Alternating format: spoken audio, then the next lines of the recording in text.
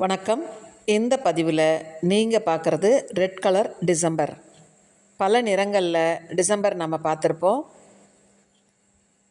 Striped பார்த்துருப்போம், pink, white, லெவண்டர்னு பல நிறங்களில் பார்த்துருப்போம். இப்போ நமக்கு ரெட் கலர் டிசம்பர் வந்தாச்சுங்க. இது உயரமாக வளராது, படர்ந்து தான் வளரும். படர்ந்து வளரும் பொழுது நிறைய பூக்களை கொடுத்துரும்.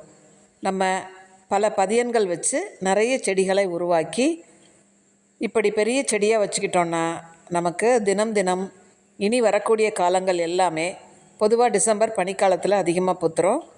இப்படி எங்கள் வீட்டில் பூக்க ஆரம்பித்தாச்சு பாருங்கள். ரொம்ப அழகான நிறம்ங்க.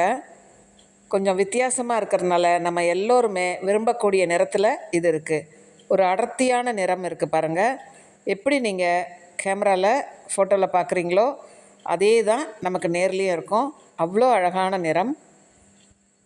இப்படி எங்கள் வீட்லேயும் நாங்கள் அழகாக பதியம் போட்டு இப்போ பூக்க ஆரம்பித்தாச்சு. இனி தொடர்ந்து கிட்டத்தட்ட ஒரு 6 மாதங்களாவது பூக்கும்.